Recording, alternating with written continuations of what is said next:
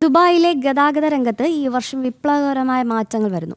ഡ്രൈവറില്ലാ ടാക്സികൾ ഈ വർഷം ആദ്യത്തിലും പറക്കൻ ടാക്സികൾ വർഷാവസാനത്തോടെയും സർവീസ് ആരംഭിക്കുമെന്ന് Dubai road and transport authority അറിയിച്ചു. Dubai roads and transport authority director general Mattar തായറാണ് ഏവരും കാത്തിരുന്ന പ്രഖ്യാപനം നടത്തിയത്. ഡ്രൈവറില്ലാ ടാക്സികൾ ഈ വർഷം ആദ്യത്തിലും പറക്കൻ ടാക്സികൾ വർഷാവസാനത്തോടെ സർവീസ് ആരംഭിക്കുമെന്ന് മാത്രൽ തായർ വ്യക്തമാക്കി. സ്കൈപോർട്ടുകൾ അടക്കം പറക്കൻ ടാക്സി പദ്ധതിയുടെ അടിസ്ഥാന സൗകര്യങ്ങൾ ഈ വർഷാവസാനത്തോടെ പ്രവർത്തനക്ഷമമാകുമെന്ന് അദ്ദേഹം സ്ഥിരീകരിച്ചു. ദുബായിലെ ഇന്റലിജന്റ് ട്രാൻസ്പോർട്ട് സിസ്റ്റങ്ങളുമായും ടെലികോം നെറ്റ്വർക്കുകളുമായി ബന്ധിപ്പിച്ച ഒരു കമാൻഡ് ആൻഡ് കൺട്രോൾ സെന്റർ ഡ്രൈവറില്ലാ ടാക്സികൾ നിരത്തിലിറക്കുന്നതിന് വേണ്ടി ഇതിനകം തന്നെ സ്ഥാപിച്ചതായും അദ്ദേഹം കൂട്ടിച്ചേർത്തു. പറക്കൻ ടാക്സികൾക്കായി നിർമ്മിക്കുന്ന UAEയിലെ ആദ്യ വെർട്ടിപ്പോർട്ടിന്റെ നിർമ്മാണം അന്തിമഘട്ടത്തിലേക്ക് നീങ്ങുന്നതായി RTA കഴിഞ്ഞ വർഷം അവസാനത്തിൽ വെളിപ്പെടുത്തിയിരുന്നു.